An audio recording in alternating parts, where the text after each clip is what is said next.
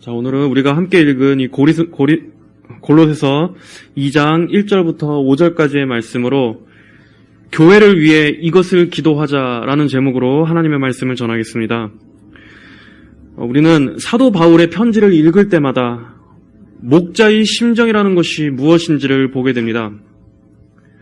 바울은 교회에 대한 관심과 염려 때문에 항상 눈물로 훈계했으며 그의 전생에는 교회를 향한 뜨거운 애정으로 가득했습니다. 바울의 이러한 목자의 마음은 우리의 진정한 목자가 되시는 우리 주님으로부터 나온 것이었습니다. 바울의 마음은 교회를 향하신 예수님의 마음입니다. 교회에 대한 바울의 헌신, 그리고 교회를 향한 바울의 기도는 예수님께서 오늘도 그분의 몸된 교회를 얼마나 큰 애정을 갖고 계시는가를 보여주시는 것입니다. 그러므로 우리는 바울의 서신서들을 살펴볼 때마다 예수님께서 얼마나 교회를 눈동자같이 살피시는지 그 사랑과 염려의 마음을 읽을 수 있어야 합니다. 또한 교회들에게 예수님께서 무엇을 바라고 기대하고 계시는지 바로 오늘날 우리들에게 주시는 말씀으로 들어야 할 것입니다. 사도 바울은 골로새 교회를 한 번도 방문해 보지 못했습니다. 골로새 교회는 에바브라라고 하는 골로새 사람이 세운 교회였기 때문입니다. 이 에바브라는 바울이 에베소에 있는 그 두란노 서원에서 복음을 가르쳤을 때 그때 바울의 복음을 통해 회심하여 바울의 제자가 된 사람이었습니다. 에바브라 몇몇의 사람들은 후에 이 골로새 교회와 또 라오디게아 그리고 히에라볼리라고 하는 지역에까지 복음을 전파하고 그곳에 교회를 세웠습니다. 그러므로 그 교회들은 바울이 전한 복음과 신앙을 함께 공유하고 있던 교회라고 할 수 있습니다. 하지만 얼마 지나지 않아서 바울은 에바브라를 통해서 골로새 교회가 이단의 미혹을 받고 있다는 소식을 듣게 됩니다. 골로새 교회는 믿음 안에서 잘 성장하고 있었지만 어느 순간 은밀하게 침투한 이단자들이 그 교회를 공격했기 때문입니다. 그 거짓 교사들은 골로새 교회를 개척했던 에바브라를 은근히 무시하도록 조장했고 또 교회를 분열시키려는 조짐도 일어났던 것으로 보입니다. 그리고 무엇보다도 더 시급한 것은 그 이단자들의 주장이 복음 자체를 크게 훼손시키고 있다는 것이었습니다. 그들은 예수님만으로 충분한 이 구원의 교리를 은연중에 깎아내렸습니다. 완전한 구원을 위해서는 예수님 말고도 그 외에 뭔가가 더 더해져야 한다고 주장했던 것입니다. 그래서 그 소식을 전해들은 바울은 골로새 교회의 성도들을 향해서 편지를 쓰지 않을 수가 없었습니다. 우선 거짓 교사들로부터 교회를 지켜야 했고 무엇보다도 골로새 성도들에게 구원에 있어서 우리 주 예수 그리스도의 탁월하심과 충분성을 다시 한번 확실히 심어줘야 할 필요성이 있었기 때문이었습니다. 바울은 지난 1장에서 이미 서론격으로 이 골로새서 전체의 핵심 주제들을 언급했습니다. 그 내용은 무엇이었습니까? 예수님은 만물의 창조주이시자 주권자이시며 교회의 머리가 되시는 분으로서 교회는 오직 이 예수 그리스도를 가장 최상위에 높이 모셔야 하며 그 그리스도 안에 있는 그 충만함을 우리의 영광의 소망으로 삼아야 한다. 이것이 1장 전체의 핵심 내용이었습니다. 그리고 이제 오늘의 2장부터는 좀 더 본론적인 이야기로 들어갑니다. 다 같이 1절을 한번 보겠습니다. 1절에 나는 너희와 라오디게아에 있는 자들과 내 얼굴을 직접 보지 못한 자들을 위하여 내가 얼마나 힘쓰고 있는지 너희가 알기를 원한다. 여기서 너희는 골로새 성도를 가리킵니다. 그리고 라오디게아에 있는 자들, 이 라오디게아 역시 아까 말한 그 에바브라가 개척한 교회로서 골로새로부터 약 한 16km, 19km 정도 떨어진 곳에 위치하던 교회였습니다. 여기서 언급된 이 라오디게아 교회, 이 교회는 여러분도 잘 아시다시피 요한계시록에 나오는 소아시아의 7 교회 중에 하나인 바로 그 라오디게아 교회입니다. 안타깝게도 이 후에 라오디게아 교회는 예수님으로부터 책망을 받는 교회로 성경에 기록되어 있습니다. 예수님께서는 요한계시록 3장에서 라오디게아 교회를 향해 이렇게 말씀하셨습니다. 내가 내 행위들을 알고 있으니 너는 차지도 뜨겁지도 않다. 내가 차든지 뜨겁든지 하기를 바란다. 네가 이같이 미지근하여 차지도 않고 뜨겁지도 않으니 너를 내 입에서 토해내겠다. 라오디게아 교회는 결국 끝까지 그 순전한 믿음을 지키지 못하고 주님으로부터 책망을 받습니다.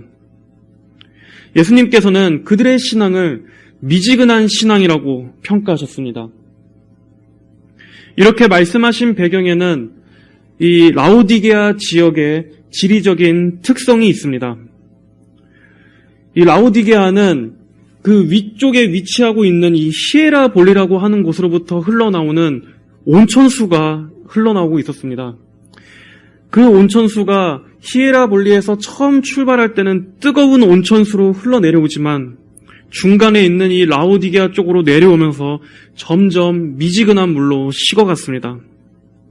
예수님께서는 바로 이러한 이 라오디게아의 지리적인 특성을 빗대어서 마치 이렇게 미지근한 물과 같이 너희의 신앙 역시도 차지도 않고 뜨겁지도 않다라고 책망하신 것이었습니다. 어떻게 보면 참 절묘하고 또 정곡을 찌르는 마음 아픈 책망이라고 할 수 있습니다. 예수님께서는 또 라오디게아 교회에 또 다른 책망도 하셨습니다.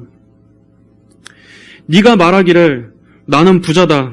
내가 풍족하고 부족한 것이 조금도 없다라고 하나 네가 비참하고 가련하고 가난하고 눈멀고 벌거벗은 자인 것을 알지 못한다. 그러므로 내가 너에게 권고한다. 내게서 불로 단련된 금을 사서 입어 너희 벌거벗은 수치가 드러나지 않도록 하여라. 또 안약을 사서 눈에 발라보게 하여라. 라오디게아는 부유한 도시였습니다. 그곳에는 고리 대금업이 발달했었고 또 특히 라오디게아 지역은 섬유 산업과 안약 제조로 유명했다고 합니다. 이 부르기아 안약이라고 하면은 아주 유명했다고 합니다. 이렇게 이 라오디게아는 모든 것에 있어서 부유하고 풍족한 도시였지만 그들의 영적인 상태는 헐벗고 눈먼 상태였습니다. 그래서 예수님께서는 그들이 자랑하는 이 산업에 빗대서 이 섬유 산업, 안약 제조의 산업에 빗대어서 너희가 섬유를 직조하듯 너희의 영적인 벌거벗음을 가려라. 그리고 너희가 그토록 자랑하는 그 안약을 만들듯이 너희의 그 눈먼 그 눈에 안약을 바르라고 질책하셨던 것입니다. 복음이 전파돼서 이렇게 교회가 세워져도 끝까지 신실하지 못하면 이렇게 마지막 때 주님의 책망을 받게 됩니다. 예수님께서는 이 땅의 모든 교회들을 눈동자같이 항상 지켜보고 계신다는 것을 우리가 알고 우리 교회 또한 이 주님의 마지막 평가 앞에서 과연 어떠한 교회로 남을 것인가 우리는 주의 깊게 생각해야 할 것입니다. 다시 1절로 돌아오겠습니다. 먼저 바울은 그들을 향한 이 바울 자신의 애정과 열심이 얼마나 진실된 것인지를 말합니다. 이 말은 바울이 어떤 대접을 기대하고 말한 것이 아닙니다. 또 자기의 수고를 생색내기 위한 것도 아니었습니다. 바울은 이 당시에 감옥에 있었습니다. 그리고 이 교회들은 바울이 직접 개척했던 교회가 아니었기 때문에 그 성도들의 얼굴을 한 번도 직접 본 적이 없었습니다. 하지만 바울의 마음속에는 항상 그곳에 성도들이 있었습니다. 비록 자신의 몸은 감옥에 있었지만 그들의 영혼과 또 믿음의 성장을 위해서 멀리서나마 힘써 기도했습니다. 바울은 여기서 내가 얼마나 힘쓰고 있는지 너희가 알기를 원한다라고 말하고 있습니다. 여기서 이 힘쓰고 있다라는 표현은 목숨을 내놓고 적들과 치열하게 이 혈전을 벌이는 검투사를 말할 때 쓰는 표현입니다. 내가 얼마나 큰 싸움에 임하고 있는지, 내가 너희를 위해서 얼마나 피 흘리며 혈전을 벌이고 있는지 너희가 알기를 원한다 라는 뜻입니다. 바울은 이러한 군사의 이미지를 비유해서 그들을 위한 바울의 그 수고의 마음이 그저 형식적인 염려나 아니면 그저 형식적인 관심이 아니라 정말 필사적인 수고와 애씀인 것을 강조하고 있습니다.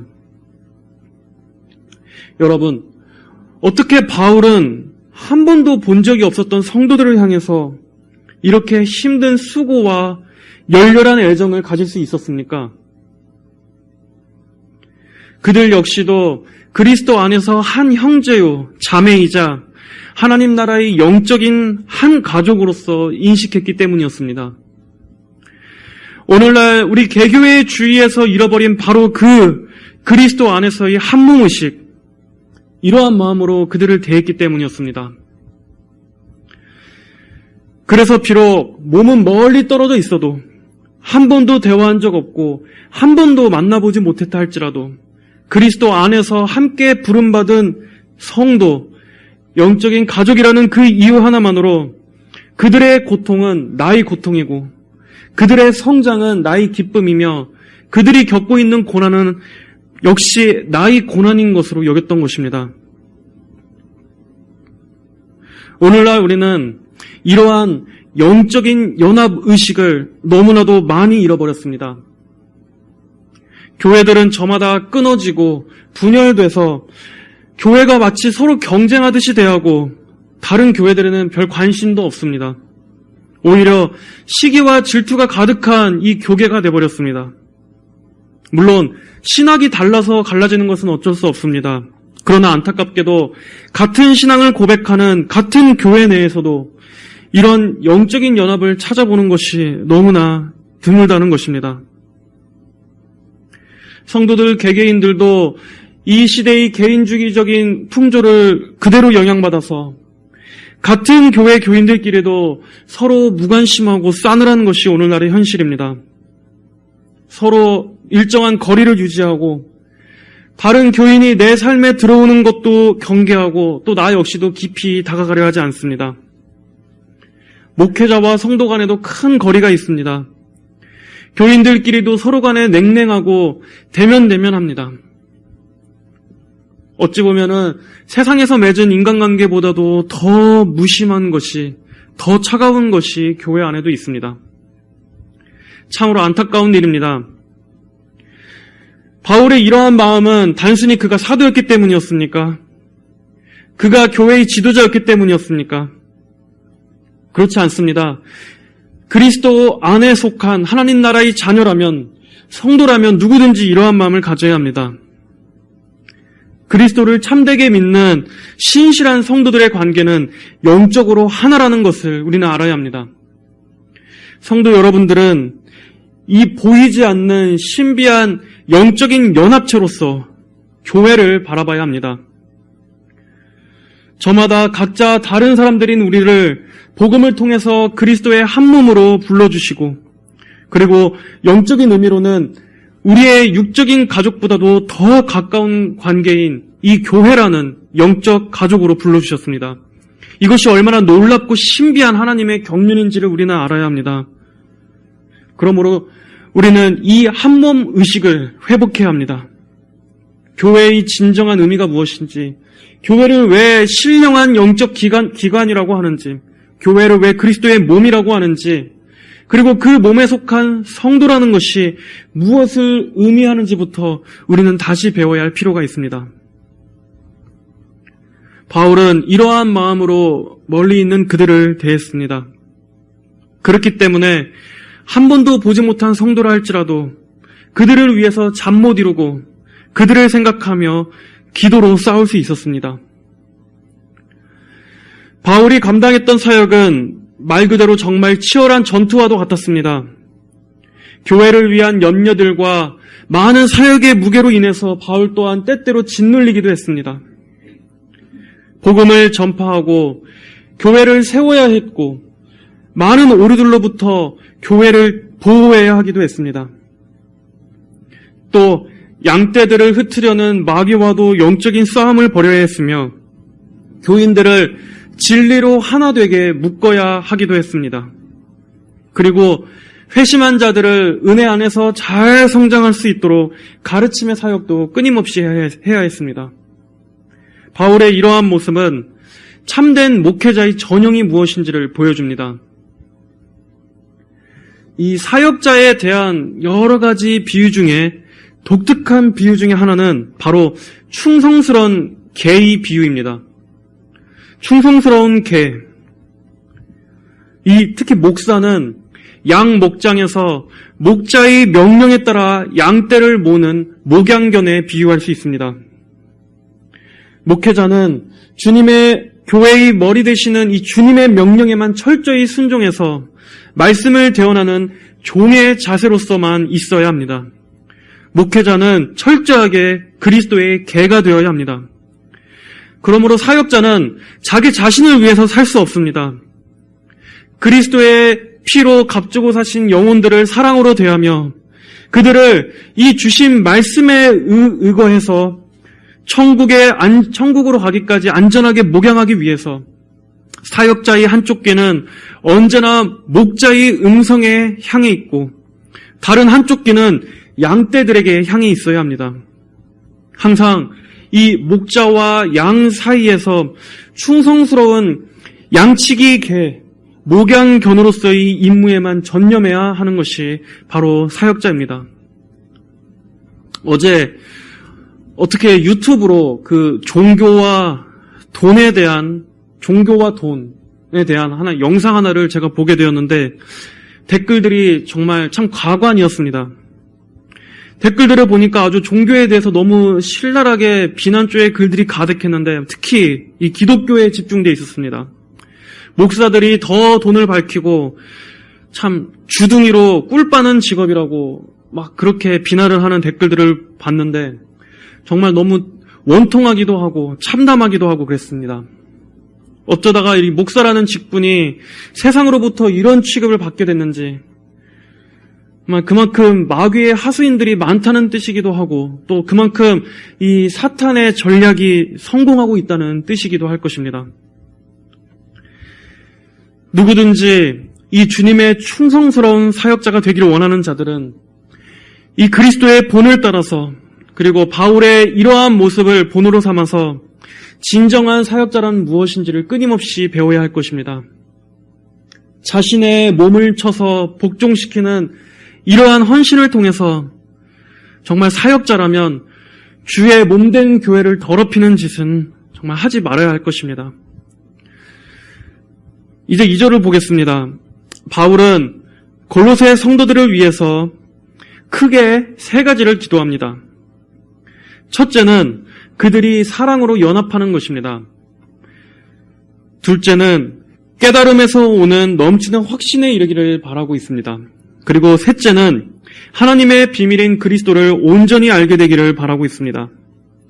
바울이 바라는 이 목적은 오늘날 우리 교회들에게도 필요한 기도 제목입니다. 모든 성도분들은 항상 교회를 위해서 기도하실 때 이 제목을 놓고 기도해 주시기 바랍니다. 다른 번역본에서는 이 사랑으로 연합하여 마음의 위로를 얻고 이 순서가 아니라 마음의 위로를 받고가 먼저고 그리고 다음에 사랑 안에서 연합하여 순으로 번역되어 있습니다.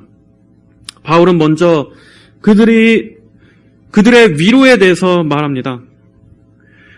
이 성도들의 위로란 무엇입니까? 여기서 사용하는 위로는 단순히 인간적인 위로나 어떤 말뿐인 격려가 아니라 좀 더 진리에 기초하고 있는 근원적인 위로를 말하는 것입니다. 즉, 교회의 진정한 위로자 되시는 성령님께서 너희와 함께 있음을 기억하라 라는 뜻입니다. 이 위로라는 뜻이 다른 의미로 보혜사라는 뜻이기도 합니다. 보혜사라는 말은 위로자라는 뜻입니다. 여러분, 교회는 인간들의 모임이 아닙니다.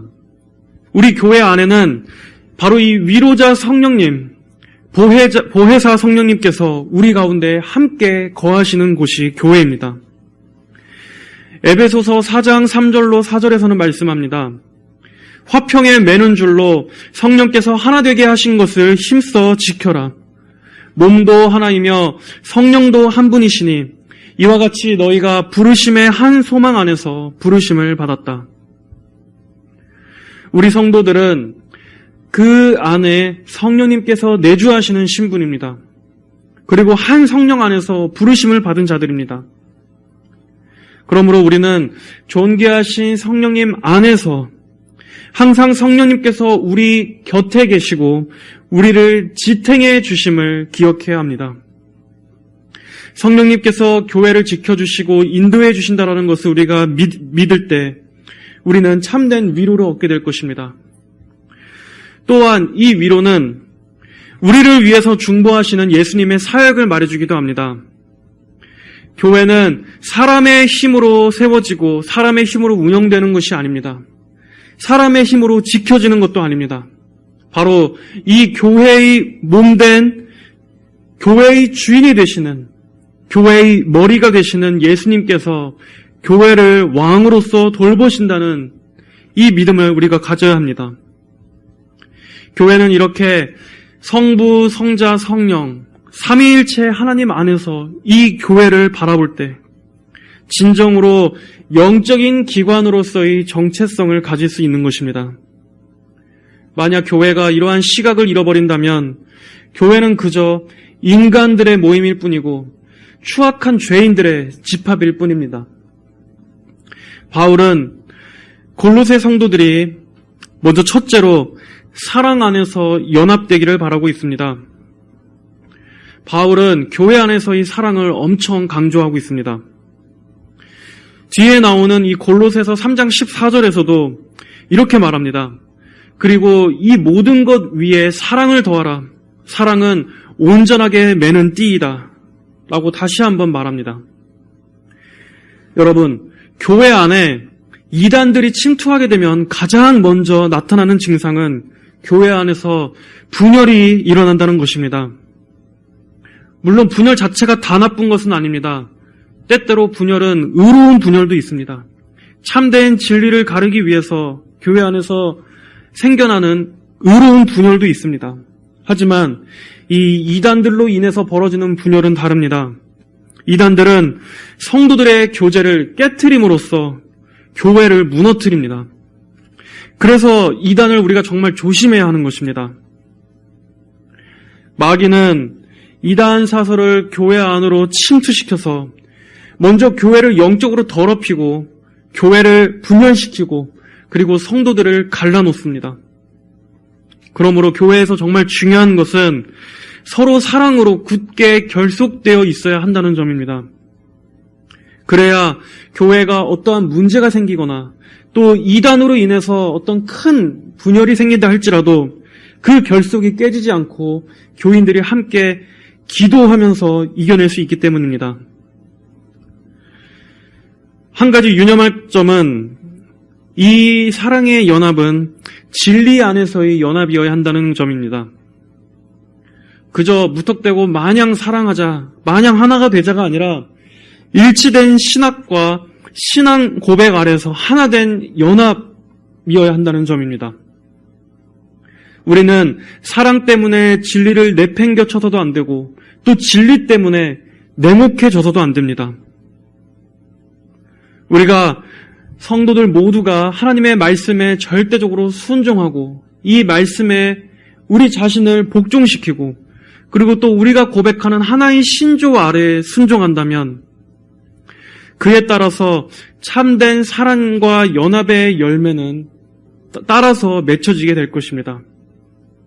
예수님께서는 너희가 서로 사랑하면 이로써 모든 사람들이 너희가 내 제자인 줄 알 것이다 라고 말씀하셨습니다. 그러므로 우리는 우리 교회가 사랑으로서 굳게 결속되기를 기도해야 합니다.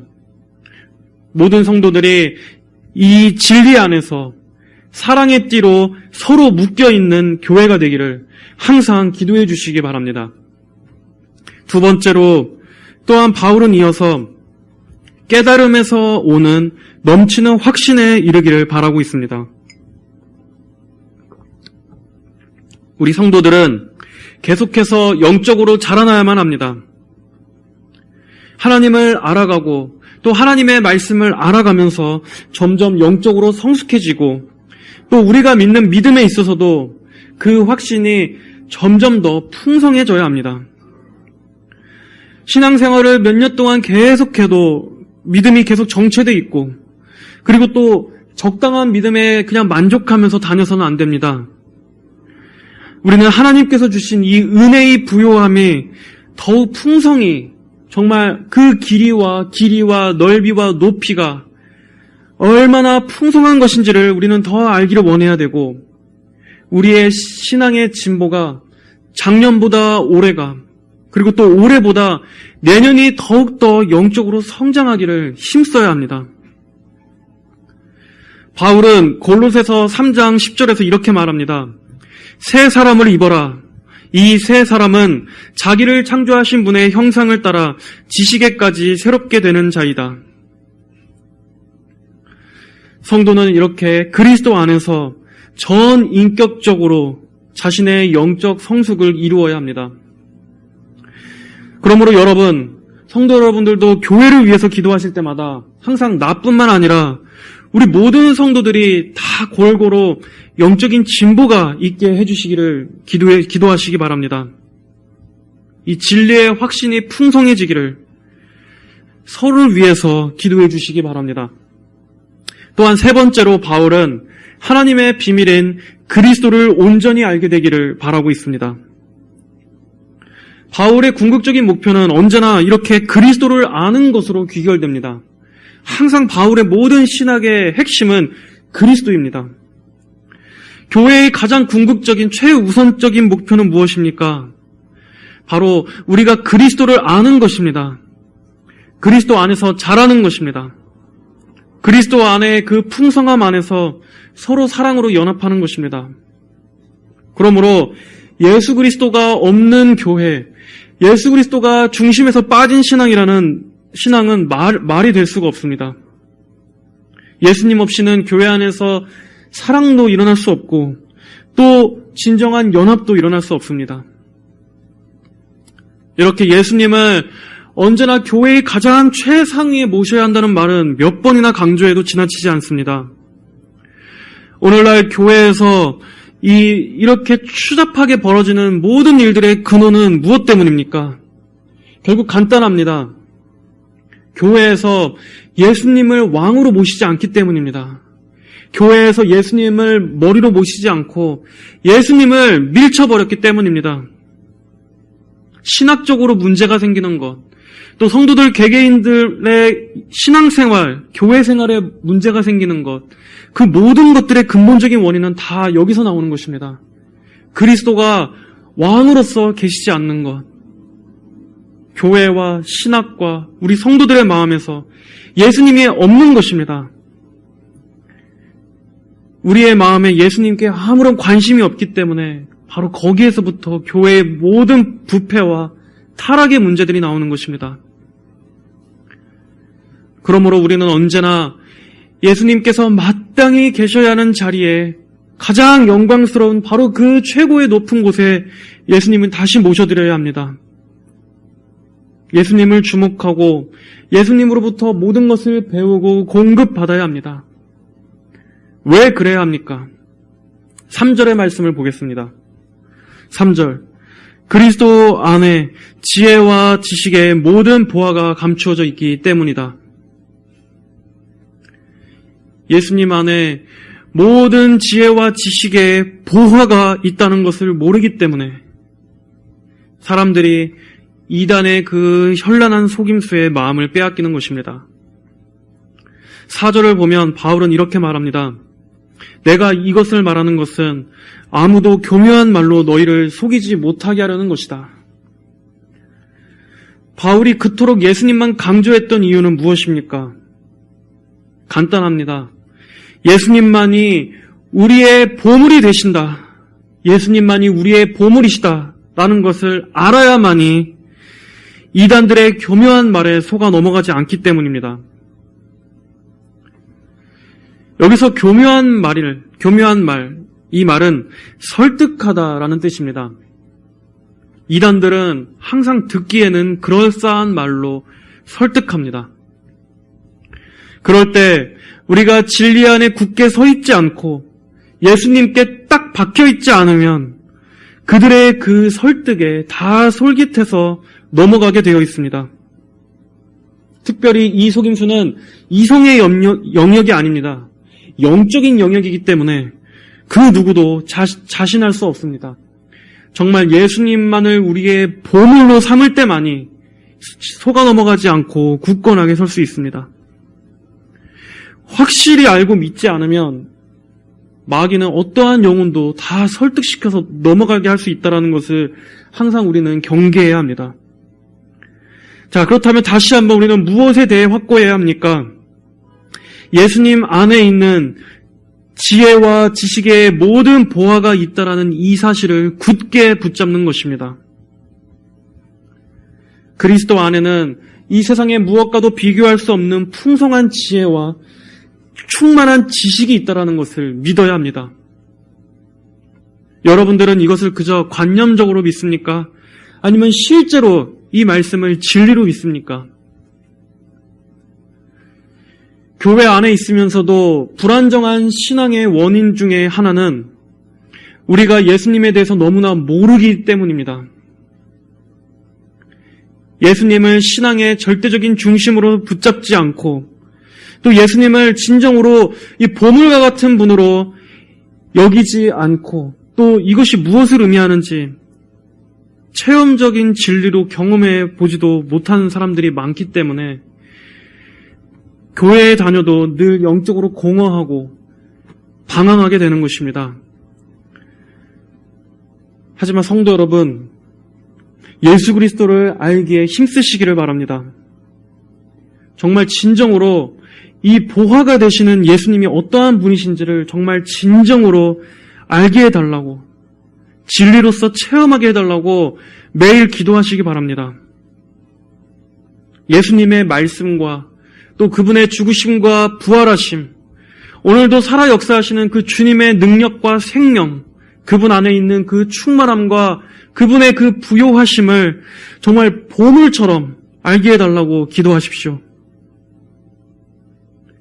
예수님 안에는 우리뿐만 아니라 이 세상의 모든 이들에게 가장 절실히 필요한 정말 그것이 보물처럼 감추어져 있습니다. 오늘날 사람들은 얼마나 지혜와 지식을 갈구합니까? 지혜와 지식, 인생의 참된 도를 갈구하는 것은 인간의 모든 근원적인 발걸음이었습니다. 삶의 의미와 또 인간의 존재 목적과 또 삶의 진정한 것이 무엇인지, 무엇이 진짜 삶이고 의미인지 사람들은 항상 갈구해 왔습니다. 하지만 예수님을 떠나서는 결코 발견할 수 없습니다. 예수님이 없는 지적 탐구는 출구 없는 미로에 갇혀서 방황하다가 결국 갇혀 죽는 것입니다. 예수님이 없이는 인간이 태어나고 인간이 죽는 것이 무엇을 의미하는지도 알 수 없습니다. 이 세상에서의 삶이 무엇인지도 그리스도를 떠나서는 알 수 없습니다. 이 세상의 지식인들은 이 세상과 인간에 대해서 이러쿵저러쿵 말들은 많이 하지만 그들은 도대체 우리에게 어떠한 길을 가르쳐 줄 수 있습니까? 그들이 영생의 길을 알려줄 수 있습니까? 그들이 고통의 문제를 해결해 줄 수 있습니까? 그들이 죽음 이후에 내세의 소망에 대해서 알려줄 수 있습니까? 그들 역시도 살아있을 때나 그들이 건강할 때나 주절주절 떠벌릴 수 있을 뿐이지 결국 그들 또한 죽음 앞에 서게 되면 두려워서 벌벌 떠는 죄인에 불과할 뿐입니다. 모두 다 인간이 교만하기 때문에 세상에 대해서 이러쿵저러쿵 말하는 것입니다. 하지만 그들은 진정한 삶의 해답에 대해서 아무런 말도 해줄 수 없습니다. 자신의 인생의 구원과 죽음으로부터의 구원에 대해서 아무런 말도 해줄 수 없습니다. 그들의 그러한 말은 아무런 효력이 없는 말입니다. 하지만 예수님 안에는 모든 지혜가 있습니다. 예수님은 누구십니까? 예수님은 구원자이십니다. 예수님은 인간에게 가장 절실하고 절대적인 문제가 무엇인지를 아시고 그것을 해결해 주시는 분이십니다. 또한 예수님 안에만 진정한 의미가 있습니다. 예수님만이 진정으로 이 모든 것이 통합된 지혜와 지식을 알려주실 수 있는 분이십니다. 그러므로 인간은 이 예수 그리스도를 알 때만이 진정으로 지혜의 길을 발견하는 것입니다. 또한 예수님 안에만 풍성함이 있습니다. 여러분, 성경이 예수님에 대해서 말할 때 단 한 번도 예수님의 빈곤, 예수님의 궁핍함이라고 말한 적은 단 한 구절도 없습니다. 오히려 예수님께는 어떠한 말이 어울립니까? 예수님은 풍성하시고 부요하시고 충만함만이 있다고 말씀하십니다.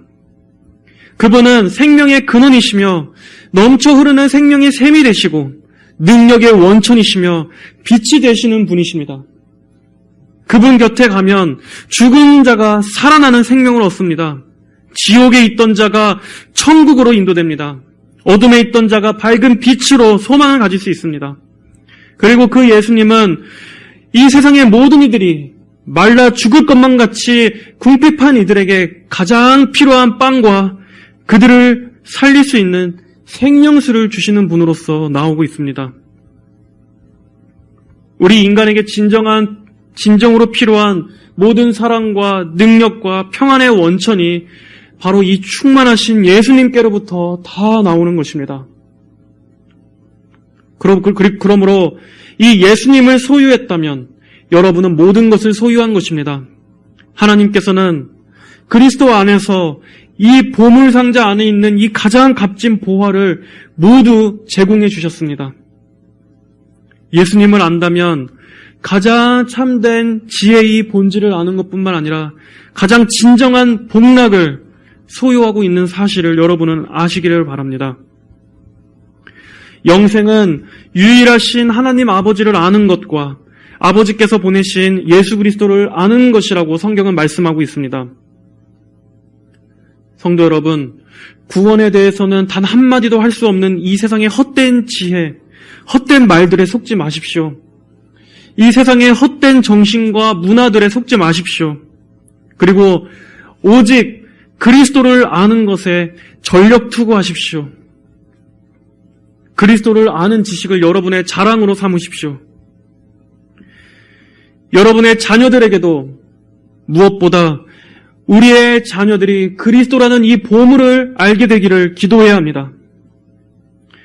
우리 아이들이, 우리의 이 사랑하는 자녀들이 이 세상의 모든 것들을 다 소유한다 할지라도 그들이 예수님이라는 이 한 분, 이 진정한 보물을 모르면 어떻게 되겠습니까?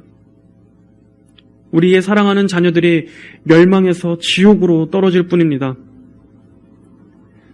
그들이 예수님을 모르고 영원한 멸망에 빠져버린다면 그 모든 게 다 무슨 소용이 있겠습니까? 우리가 이토록 가장 중요한 유산은 하찮게 여기면서 우리는 지금 무엇을 더 쫓고 있습니까? 아이들에게 예수님만을 보물로 삼지 않으면 다른 것이 너희들의 보물이 될 것이라는 것을 알려주십시오. 다른 것이 너희의 우상이 될 것이고 그 우상의 매력에 빠져 살게 되면 영원한 빈곤과 지옥에서의 영원한 궁핍함이 있다는 것을 알려주십시오. 그러므로 예수님만이 우리의 진정한 보물이 되기를, 그리고 이 예수님을 보물로 바라볼 수 있는 눈을 주시기를 힘써 구하시기를 바랍니다. 이것은 정말 절대적으로 중요한 일입니다. 자, 이제 마지막 5절을 보겠습니다. 내가 비록 육신은 떠나 있으나 영으로는 너희와 함께 있어 너희의 질서 있게 사는 것과 그리스도를 믿는 너희의 믿음이 굳건한 것을 보고 기뻐한다. 바울은 지금 비록 몸은 떨어져 있으나 성령 안에서 그들과 함께 항상 함께 있다라고 말하고 있습니다. 바울은 그들이 질서 있게 사는 것과 또 그리스도를 믿는 그들의 믿음이 굳건한 것을 보고 기뻐한다고 말합니다. 여기서 이 질서 있게 사는 것, 그리고 믿음이 굳건한 것, 이 표현들은 군사 용어입니다. 즉, 군대가 질서정연하게 대열을 갖추고 딱 서서 흔들림 없이 강인한 자세로 서 있는 것을 말합니다. 바울은 골로새 교회의 성도들이 이단의 위협 속에서도 여전히 튼튼한 대열을 유지해서 그들의 삶과 믿음에서 견고하게 서 있는 것을 보고 기뻐한다고 말합니다. 바울이 여기서 이렇게 또 군사 용어를 사용한 것은 이들이 영적인 전쟁 한가운데 있다는 것을 자각하게 하기 위해서였습니다. 바울 역시도 그들을 위해서 군사로서, 검투사로서 치열하게 기도로 돕고 있고, 너희들 역시도 군대로서 대열을 갖춰서 힘써야 한다라고 서로가 서로 간에 격려하고 세워주고 있는 것입니다. 성도 여러분, 교회는 영적인 군대입니다. 우리는 그리스도의 병영입니다. 그리고 우리는 언제나 이 세상에 머무는 동안에는 정말 치열한 전쟁터 속에 살고 있다는 것을 알아야 합니다. 오늘날 우리는 이 골로새 당시의 이때보다도 어쩌면 더욱더 치열한 전쟁터에 있습니다. 훨씬 더 교묘한 미혹들이 교회를 둘러싸고 있고, 그리고 마지막 때로 갈수록 이 미혹의 영들은 더욱더 거세질 것입니다.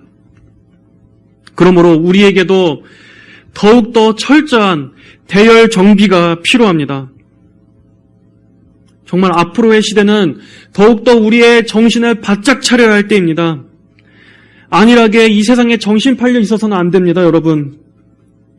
거짓된 교회는 이러한 시대의 표적에는 아무런 감각이 없이 세상과 함께 춤추고 세상 속에서 잠들어 있겠지만, 참된 교회는 더욱더 깨어서 기름을 준비해야 할 것입니다. 우리는 점점 더 이 세상이 악해져만 가는 것을 보고 있습니다. 과거에 비해서 점점 더 한 해가 가면 갈수록 세상이 더 어둡고 사나워져 가는 것을 보고 있습니다. 디모데 후서에 나온 말씀처럼 정말 사람들이 점점 더 거칠고 무정하고 정말 잔인하고 정말 사악해져 가는 것을 우리는 봅니다. 이러한 것들을 통해서 정말 말세로 갈수록 하나님께서 이 사람들의 마음을 억제하시는 그 일반 은총의 손을 점점 거두어 가시는구나 하는 것을 목격하게 됩니다. 영적으로도 더 혼탁해져 가고 정말 세상이나 교회나 다 똑같이 타락하고 음란한 것을 우리는 날마다 목격하고 있습니다. 하지만 이럴수록 우리는 더욱더 하나님께서 주신 이 성경, 이 진리의 말씀에 집중해야 합니다. 이 말씀의 지도를 받을 때 우리는 길을 잃어버리지 않을 수 있습니다. 성도들이 이 진리 안에서 더욱더 사랑으로 연합하고 예수님께 집중하고 눈을 떼지 않아야 합니다. 많은 사람들이 넓은 길로 가도 우리는 반대로 더욱더 좁은 길, 예수님께로 가는 이 좁은 길에 전념해야 합니다. 우리는 지금부터라도 천국 갈 준비를 미리 해야 합니다.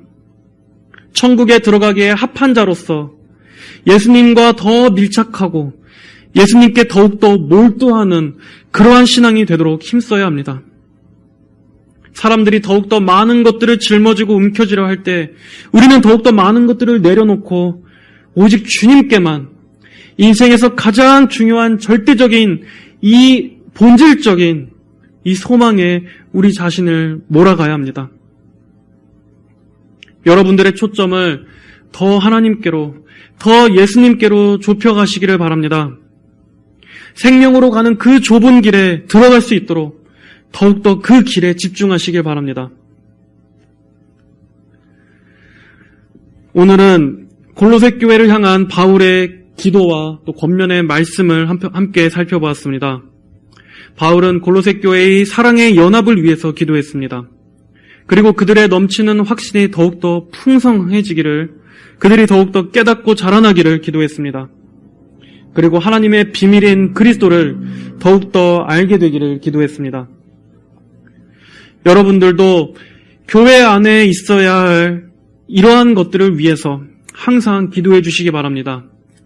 교회를 위해서 무엇을 기도해야 하지? 막연한 분들은 이러한 바울의 서신서들을 통해서 바울이 교회에 바라는 것들을 잘 메모해 두셨다가 예수님께서 정말 교회가 이러한 것들을 추구하기를 기뻐하시는구나 생각하시고 항상 기도해 주시기 바랍니다. 교회는 여러분의 삶과 동떨어진 곳이 아닙니다. 교회가 무너지면 성도들의 영적 생활도 무너진다라는 것을 기억하시고 교회를 위해서 힘써 기도해 주시기 바랍니다. 그리야 함으로 우리의 교회가 예수 그리스도의 군대로서 공중 권세 잡은 마귀의 악한 공격에 능히 맞서는 진리의 요새가 되기를 주님의 이름으로 축복합니다. 다 함께 기도하겠습니다. 하나님 아버지 감사합니다. 골로새서를 통해서 예수 그리스도의 그 높으심과 충분하심에 대해서도 배우지만 또한 저희가 교회에 대해서도 배우기도 합니다. 하나님께서 그리스도 안에서 정말 복음을 통해 저희를 불러 모아 주셔서 하나님 나라의 영적인 한 가족이요 형제 자매로 불러주심을 감사를 드립니다. 이것이 얼마나 신비한 것인지를 저희가 더욱더 깊이 알아갈 수 있도록 인도하여 주시옵소서. 또한 오늘 말씀대로 저희가 진리 안에서 사랑으로 연합하며 우리의 보물이 되시는 그리스도를 더욱더 알기를 원합니다. 이 세상의 헛된 것들을 다 사라지고 썩어 없어질 것들을 우리의 보물로 여기지 않게 하여 주시고 오직 유일하고 참되고 영원한 보물이 되시는 예수 그리스도께 우리의 모든 삶을 몰아갈 수 있도록 인도하여 주시옵소서. 감사드리며 살아계신 우리 주 예수님의 이름으로 기도드립니다. 아멘.